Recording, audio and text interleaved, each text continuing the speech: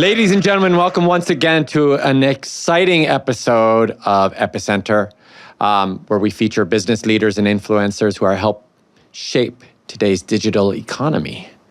Today, this guest, man, oh man, is the one and only Mr. Ferdinand, better known as Ferdy Gutierrez. What's up, Ferdy? What's up, Ronan? Thanks for having me. Yeah, I'm good. I'm super excited because, obviously you're doing something really cutting edge here in Asia. And I want to, many people don't know who you are, but they should. And those people who know who you are, need to know more about you. Sure. What's the story? Who are you, first of all? What's the background? That is a good question, Ronan. Yeah, who the hell am I? Do you know? Sure, I can do a quick run. I was born in the Philippines, so I'm Asian by birth. But I moved to New York when I was 5. Mm-hmm. Spent probably 25 years of my life in the States. So I'm an American citizen as well now. But I went back to Asia for a couple of reasons. One, because I felt like there was a lot of opportunity in Asia. And I felt like there was a lot more out there for me to be here. Mm-hmm. So I decided to move back in year 2000. And I was in advertising at that time, so I wanted to work with bigger clients. Mm-hmm. So in New York, I was working with Sports Illustrated, I was working with Guinness Beer and Dunkin' Donuts. But I always wanted to work for a great combo. The blue chip, like a super blue chip, like a Coke. And I had that opportunity to do it here in Thailand, to run the Coca-Cola business from a can. So I did that for 3 years. Mm-hmm. And after that, I decided there was another opportunity to look at another big blue chip client, and it was Unilever, right? Mm-hmm. So with Mindshare, I got to pitch Unilever here in Thailand as well. So that was fun. We won that. And then, from there it was interesting because I felt like, and this is what we'll talk about this later probably, is I felt like there's always something new out there. I'm always looking for a challenge. I was always looking for something that really takes me to the cutting edge of whatever, the media is at the point, at that point, right? So for me, the next big thing was digital in 2005.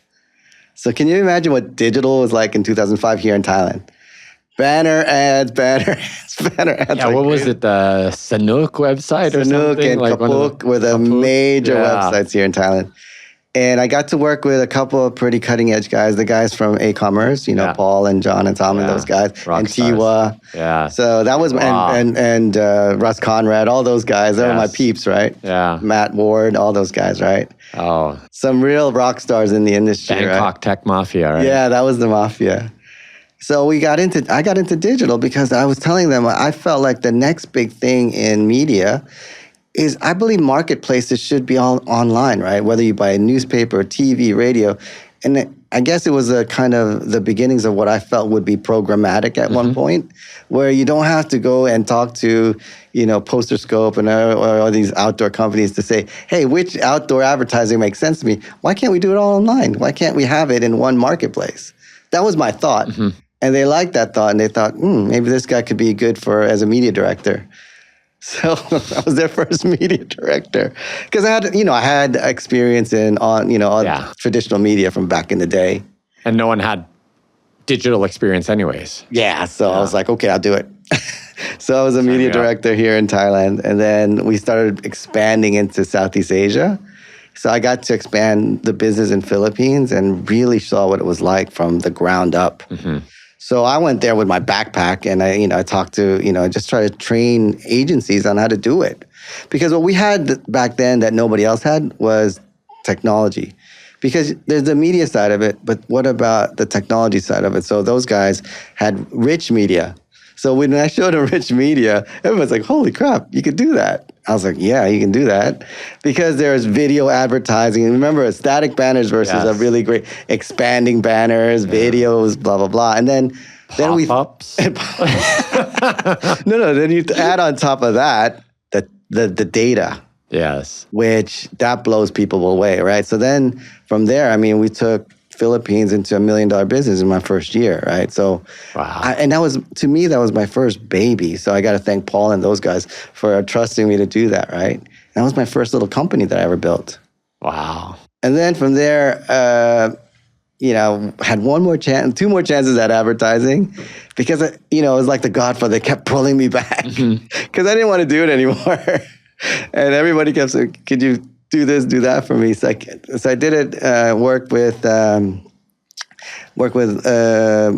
Ogilvy in Singapore. So I headed up Neo at Ogilvy in Singapore.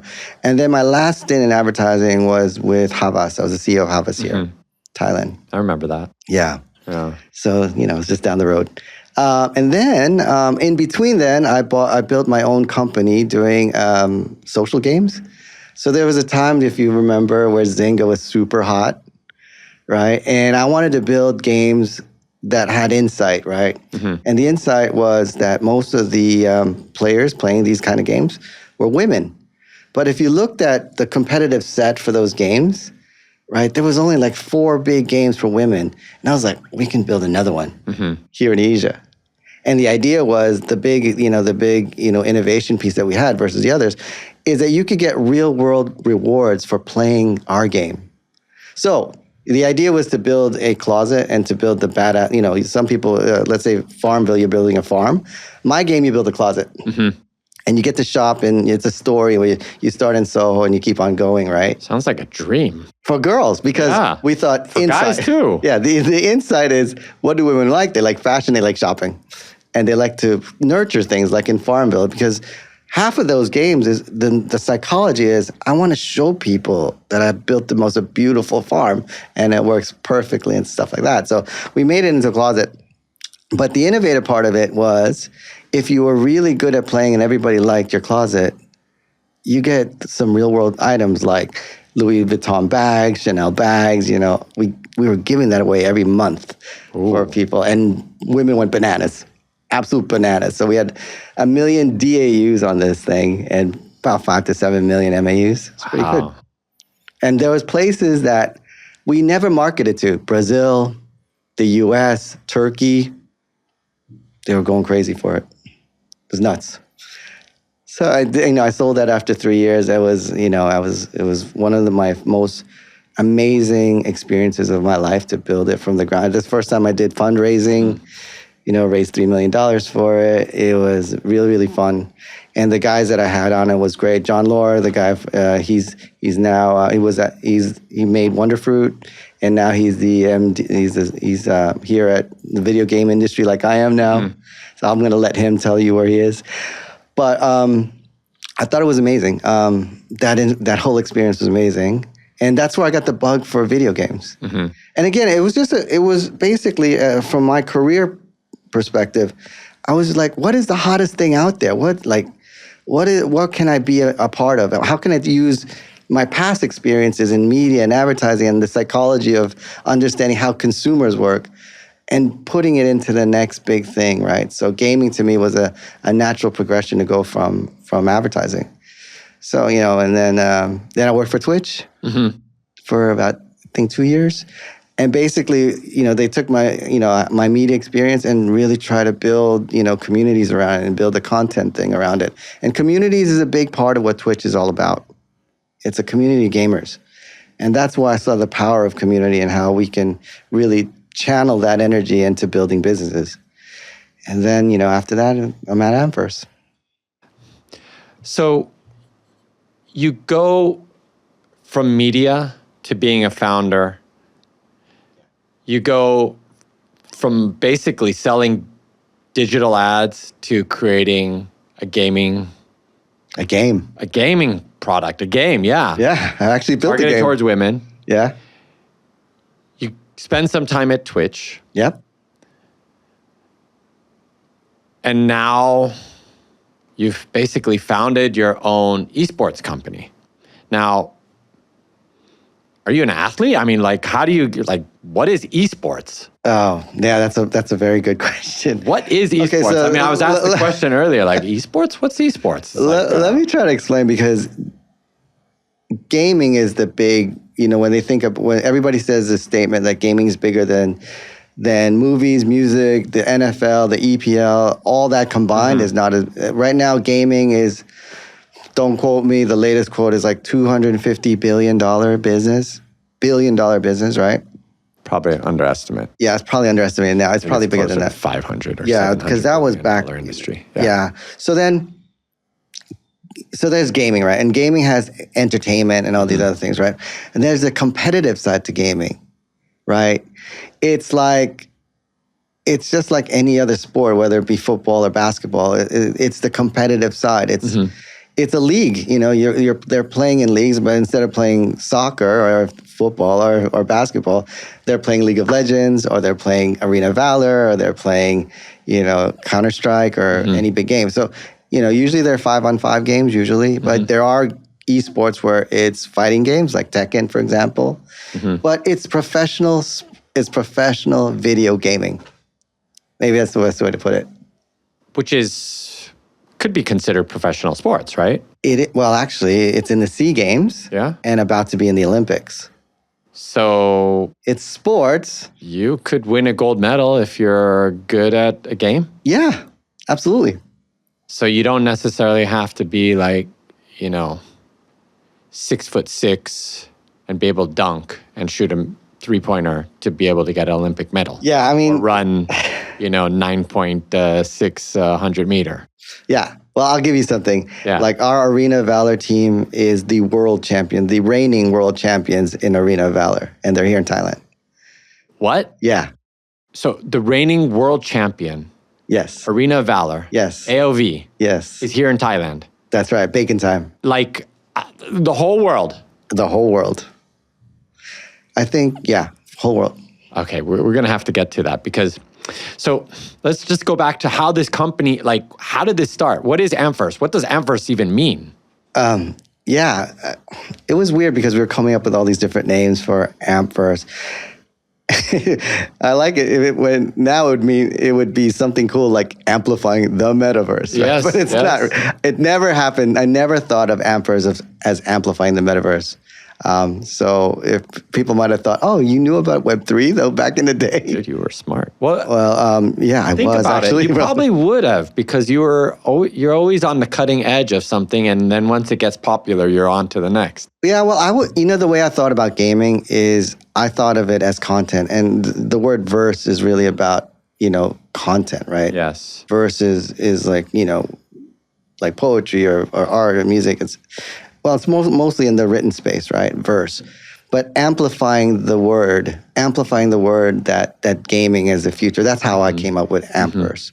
There was a lot of different ones that we thought of, but I thought that one stuck the best. And I liked the logo, the AV logo that we have at Ampverse. And when that came together, I thought that was right. So basically what we started off was an influencer business because we had access to all the top talents here in Thailand. So it was a natural progression for us to start building as basically an advertising company, right? An agency per se, right? So you start off by building an advertising agency for esports, for influencers? For gamers, for influencers. Just for gaming. We started with just straight up influencers because at Twitch, we knew all the best streamers, right? Right. And we had access to them. Here we had access to Bay Riffer, we had, Heart Rocker, all those guys, right? So we had an opportunity to be able to, for me as a digital and an advertising guy, to say, hey, why don't you use these guys as a marketing tool for your brands? Because in terms of engagement, nobody's more engaged than the gaming community by far. So that was our first start. And it was founded by me and two other Twitch guys, Matt Bayer and Surasak Winnett. Yeah. And then we added Charlie Bailey, who was coming from Universal Music. So it all came together in a beautiful, Quartet, yes. Orchestra. Yeah, it was really nice because Charlie is very commercial. He's great at narratives. He's great at building strategies, right? So when the four of us got together, I thought we have a really solid team. So, obviously we started off as an influencer business. And then we always knew we were going to get into esports because we thought esports was where it's at, right? I mean, going back to your question, are you an athlete? Yeah, I mean, I played sports all my life.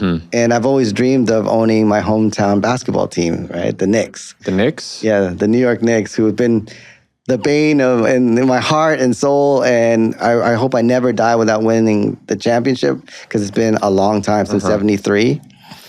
But I've always dreamed of that. And owning esports teams is the closest thing I'm going to ever be to owning the Knicks.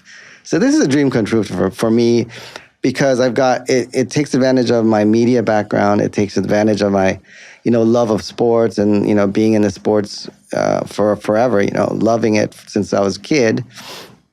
And giving myself the venue and avenue to actually do something special with it.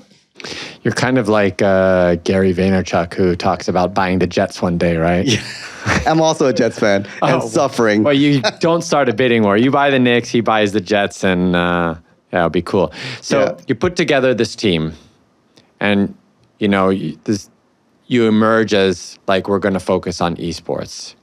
Well, we were always going to build multiple revenue streams within gaming. That's really what we're trying to build. Okay.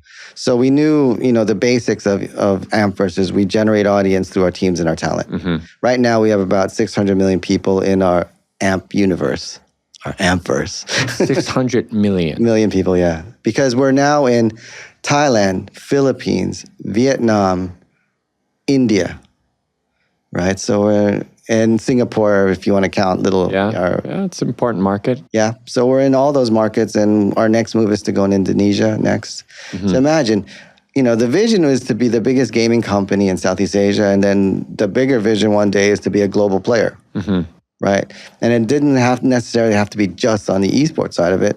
We wanted to be great at esports. We wanted to put Southeast Asia on the map, and of course, South Asia with India. But we also wanted to build a really great company, because at the end of the day, we want to build something that has value, right? And, if you think about sports in general, it's not easy to make a buck. Even the guys at Man U lose a good amount of money. Yes. Right? So, all right. But Liverpool is making more. I'm just kidding. Liverpool is sitting at 11th? Yeah. Okay. 10th? Let's not look at that. Let's look at the years before that. Yeah, okay. So yeah. Everyone always wants to look at their history. Let's look at the future. No, but the idea was for us to build a business, right? I think that's the point that, we don't have the legacy of Liverpool or Man U or the New York Knicks. We don't have This is new. Yeah, this is new, and that's what I'm saying. This is like you've taken basically gaming, and if we look at physical gaming being sports as we know it, into digital. Yeah. Digital gaming. I'll give you an example of a really good, we'll take football as an analogy, right? The guys who are really good, there's the sport and winning, and there's the business. And the guys who know how to build businesses, I'll give you football. Yeah. Bayern Munich. Yep.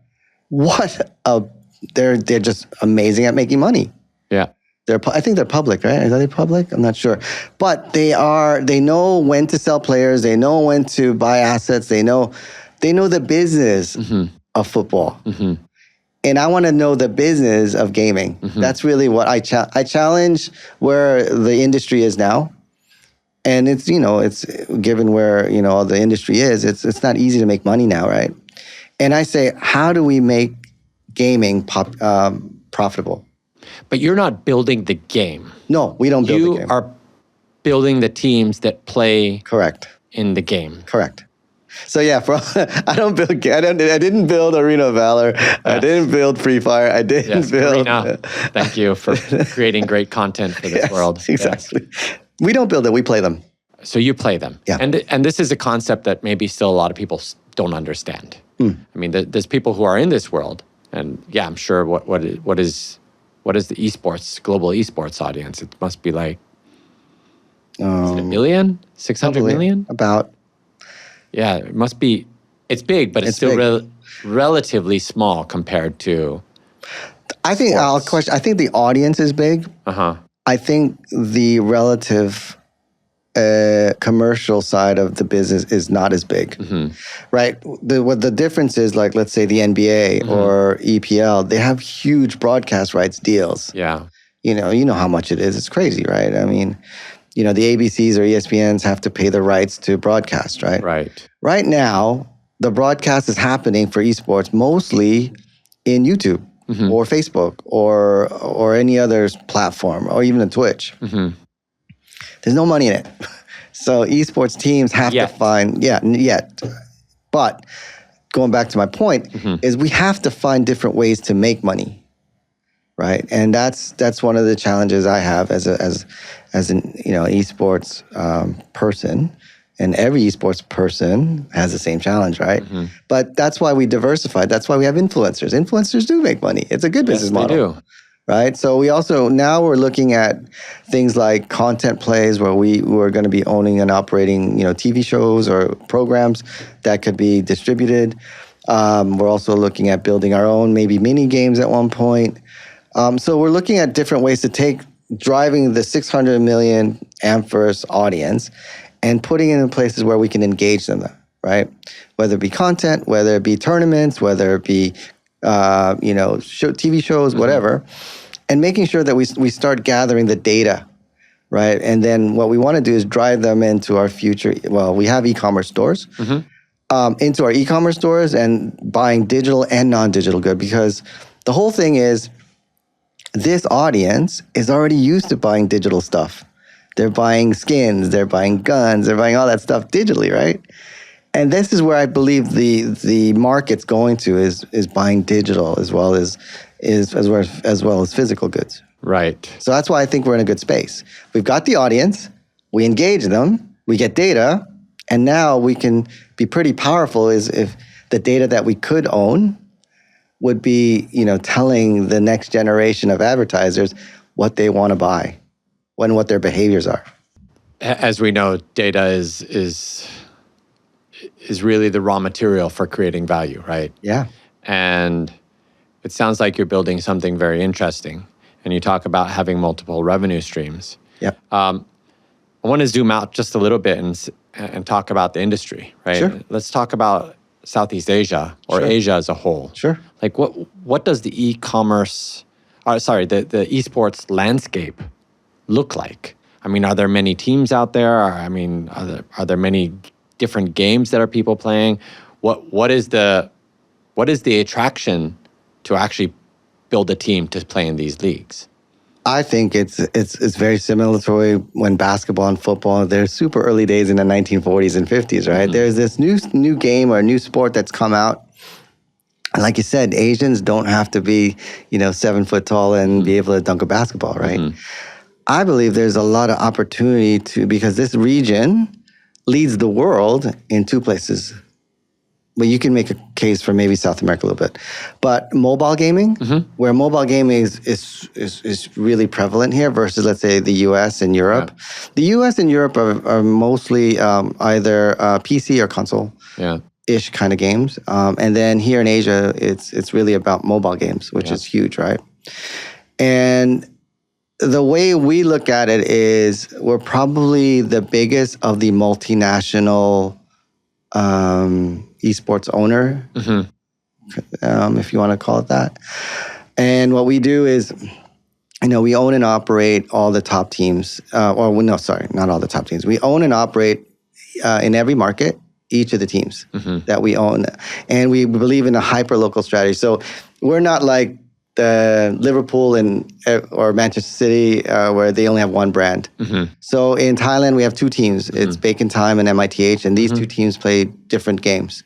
So they don't compete against each other? They never do. Okay. They play different games. So MITH plays mostly PUBG PC, I think Valorant as well, and Bacon Time plays Arena Valor. Vietnam, we play League of Legends, which is not a PC, and we play Free Fire. In Philippines, we play Mobile Legends. In India, when they lift the ban, we were playing BGMI, Battlegrounds in India. We are now going into Counter-Strike in India. So we have a mix of PC and mobile, but our portfolio is I would say more geared towards mobile. Because the big games out in the world, right? League of Legends, Counter-Strike, and Dota 2.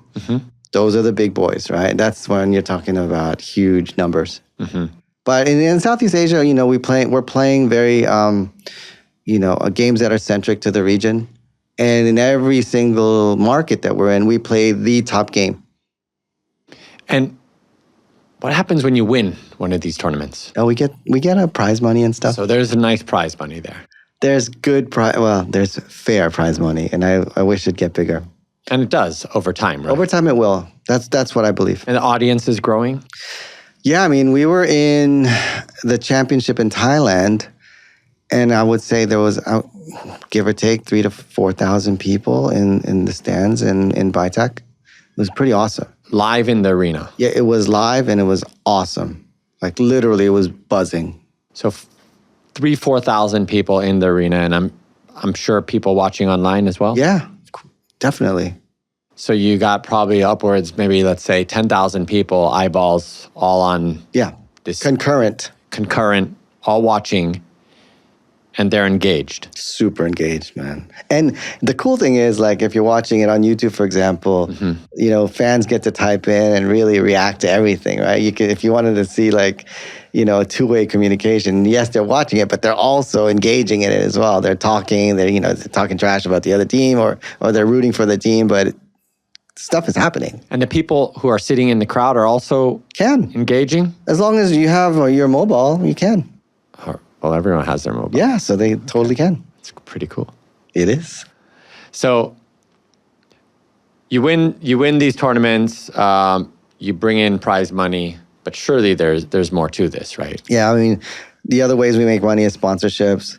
One of my favorite sponsorships that we ever had, and was KFC, where KFC did, they sponsored our team. We did a lot of content for them, because one thing about us, we also give content as part of the sponsorship. Some people just give logos, the logo on the shirt. Yeah. But we also do content, and we give them that value.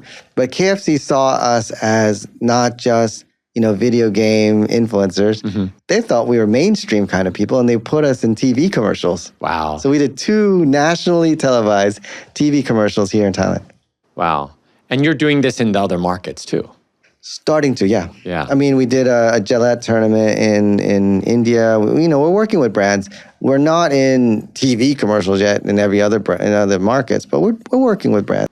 You're talking to a 9, 10, 11-year-old kid. They're like, I'm playing games, for fun. Yeah. What does it take to become a professional esport gamer?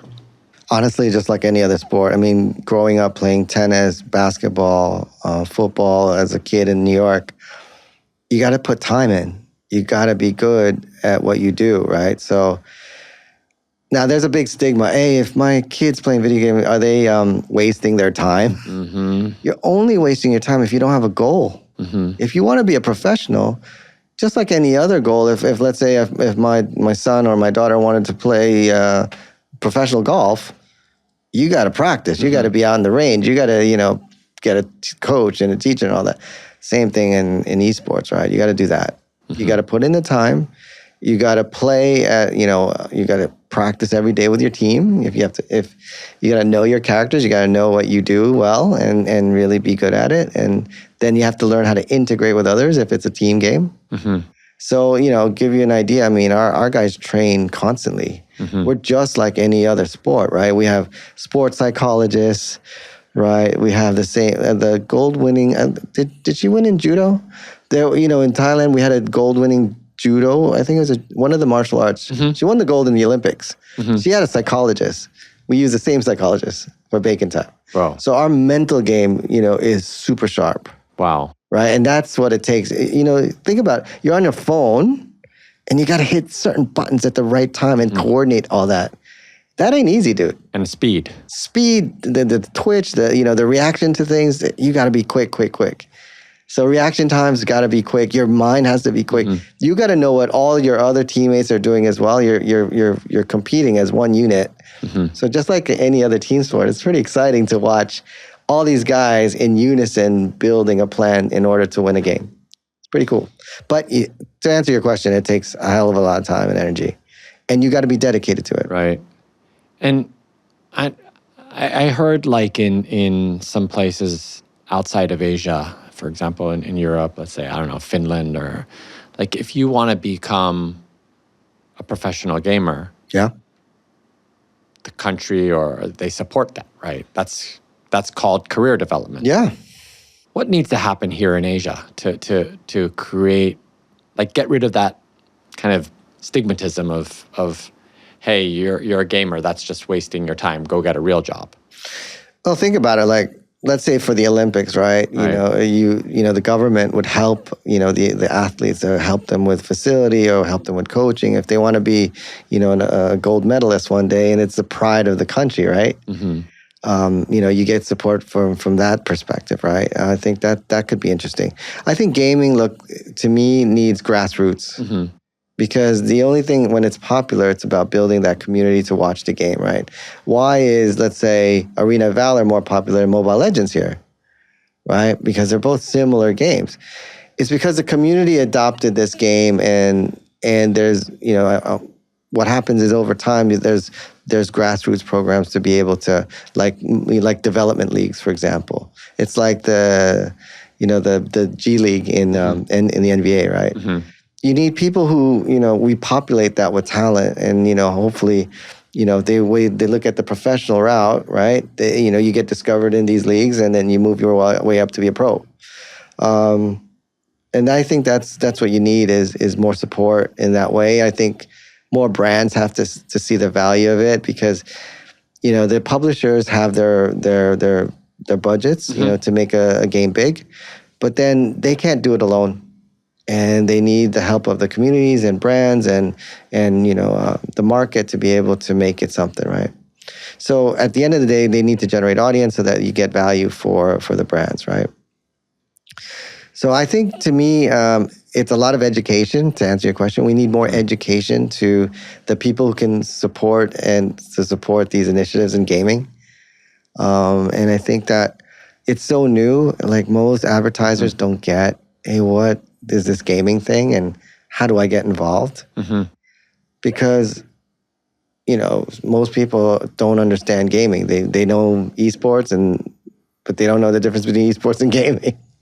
It's kind of like they didn't understand social media until it became the driver of e-commerce business, or they didn't understand influencers until they saw the power of how much an influencer can influence, but how much an influencer can sell. Yeah, I can tell you, to be honest with you, Ronan, I think the value of esports, well, let's not just call it esports, let's call it gaming, right? The value is Gen Z, Gen Alpha. Now, as an advertiser, I know it's the hardest, you know, demographic to reach. They don't watch TV. They don't read newspapers. They don't really like advertising, right? To be honest with you. Right. They're almost allergic to it. Yeah.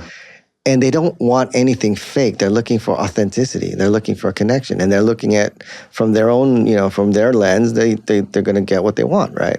That's the difference. I think it's not about broadcast anymore. It's about being inside of environments where, you know, the audiences are, right? And I think the biggest shift is to show people that, hey, if you want to cut through and you want to get, you know, share of mind, you got to be in places like gaming, because it's all about authentic connections with gamers. Because that community, as soon as somebody says, hey, that guy's saying something fake, I don't like it, you're done. But if they continue to give them authentic connections, saying who they are, it's about being who you are. If you're a streamer, right, or let's say somebody in socials, everything that you do has to be authentically you. Because if you choose something different, these guys get it so fast. They're like, oh, trying to sell to me, right? No, that's not cool. I actually love it when somebody says, thank you, Coca-Cola, for sponsoring me. I mean, without you guys, I can't make this video. I'd probably driving a cab or something. And just thanks so much. I really appreciate it. And, you know, please, guys, support them if you can. That kind of stuff. Versus, you know, the traditional, I'm going to throw a bunch of ads at you until you think that Coca-Cola is the greatest drink on earth, right? Yeah, that's happened before. Probably not anymore now, right? It's different now. Yeah, advertising is... I'll tell you what, look, advertising has to see that to reach this audience, gaming has to be one of your pillars. And then they're going to talk, well, we'll talk about metaverse later, but gaming is definitely one of the things that I believe almost every advertiser should be doing it. And, you know, if you look at think about Louis Vuitton, right? They're doing a lot of stuff in esports. They designed the cup in League of Legends. They're a big piece of esports. We have Epicenter cups. Yeah, Epicenter. There you go. You look at BMW, Mercedes-Benz, Gucci, and you're like, dude, why are they even in gaming? Their audience don't buy them now, do they? But what they're doing is pretty smart. They're basically future-proofing the brand. Because if they're not buying Louis, because these guys aren't loyal to anybody, right? So if they're saying, oh, you know what, I'm not, Louis Vuitton, yeah, that's my mom's brand. I'm not going to buy that. Then they've lost their future, right? Think about it. And the key for them is like, if I stay relevant, then my brand stays relevant and I keep going, right? Why do you think, why do you think that's important? Well, at the end of the day, they can buy other brands now much easier. From Louis Vuitton, you can buy Off-White, you want to buy Supreme, you want to buy other brands. The competitive set's a lot bigger than it was way back in the day, right? So I think that's really smart of brands to stay with this audience because you got to keep winning them, right? You have to win them because they're loyal to nobody.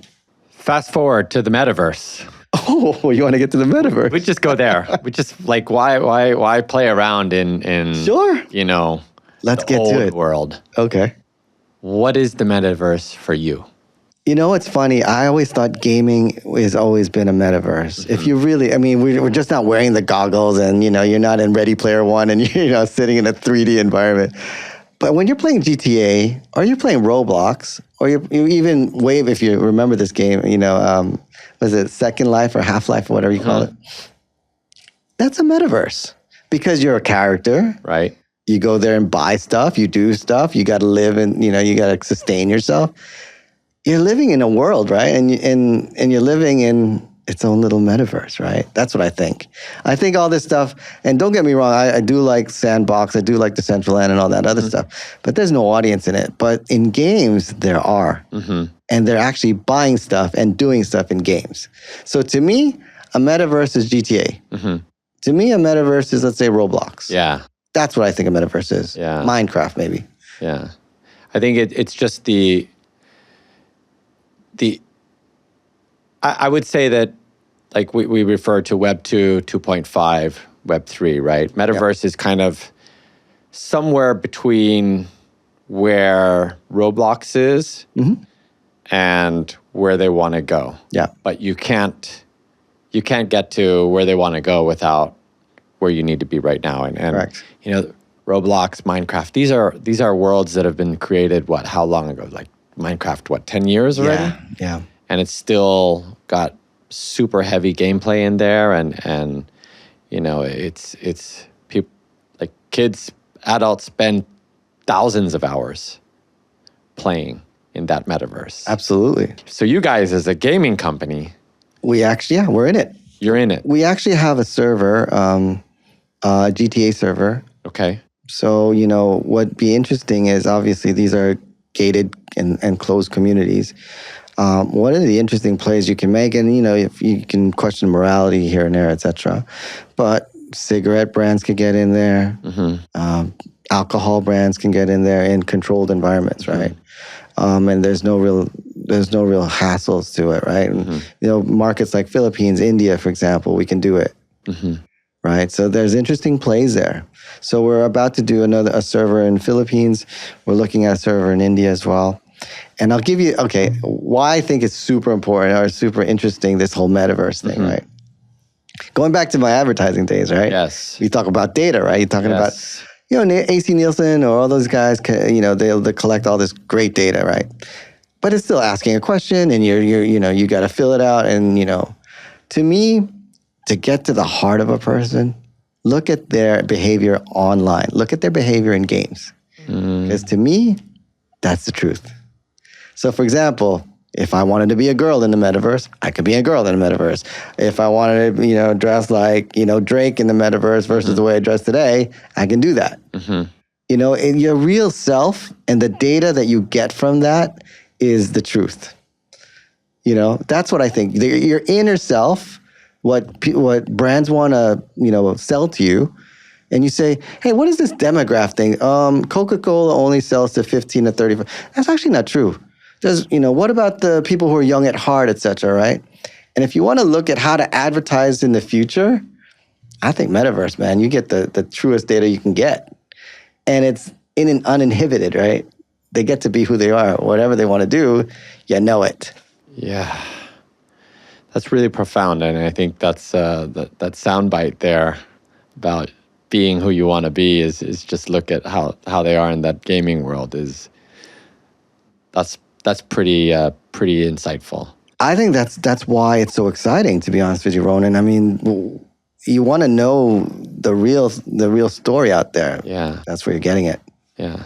Because your actions are what represent you, not your beliefs. Correct. Right. And not what you're asked of, right? Right. Somebody gives you a survey, you go, all right, I'll say this because you're thinking maybe, in the back of your mind, you're like, what should I say?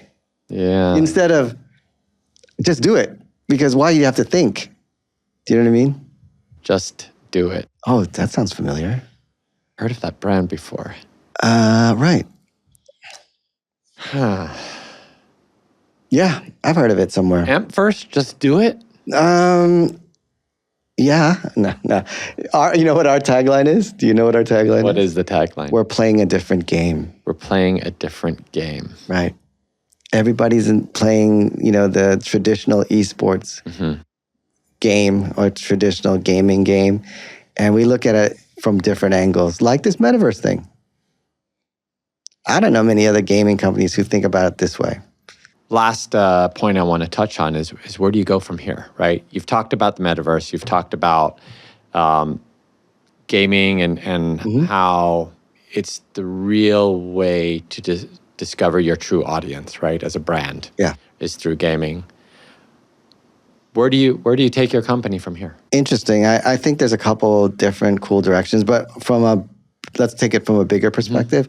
We want to move from being a B2B company to a D2C company. That's what this is all about. Because if we can get all the data, like we talked about, and understand the consumer behaviors, again, looking at metaverse data or looking at traditional data, but merge them and figure out what people like Gen Z, Gen Alpha really want, I think that's valuable to brands. I really do. And I also think it's valuable to us too. Sure. Because why can't we build those brands? Why can't we have our own products that we can sell? Whether it be, products with our influencers, like a My Mate Nate doing an energy drink or something, or Eric Eruption doing his own brand of sportswear. Why can't we build those businesses together? I'll give you an example. Look at Mr. Beast with Mr. Beast's burger company. Yeah. It is huge. Huge. I can't tell you how big it is. I think it's $1 billion business almost. And it was just I think that it popped up during COVID, right? Yeah. I mean, he did. I think he did a cloud kitchen model, and was able to sell a bunch of burgers, right? Yeah. But can you imagine? I want to build new businesses, new companies, off the back of gaming and their talents. And today, that is more possible than any other time in history, right? You just look at OpenAI and the growth curve. You can't draw a line more straight up than that, right? Yeah. And that's kind of the new bar, right? Yep. That's super interesting. So we want to, just to kind of answer that, it's about getting to a point where we have valuable data that we can use to understand what kind of products to give, whether it be digital, non-digital. That's really what we want to do. Brands, you know who to contact when you want to reach the real consumer out there, right? Sure. So I'd love to end these things with some rapid fire rounds. Okay. And let's ask some interesting questions. Okay. You down? Down. Jollibee or KFC? Ooh. KFC. KFC, wow. Is that because they're your sponsor? No. I love KFC. I love me some chicken.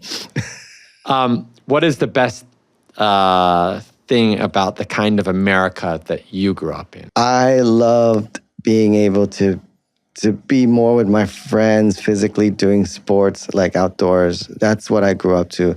When I grew up, We were in backyards. We were pretending. It was more like, I guess because I'm older, that we, there was something magical about growing up in the 80s. Not that much older than me. But I'm old enough, man. But, there was something magical about the imagination of those times.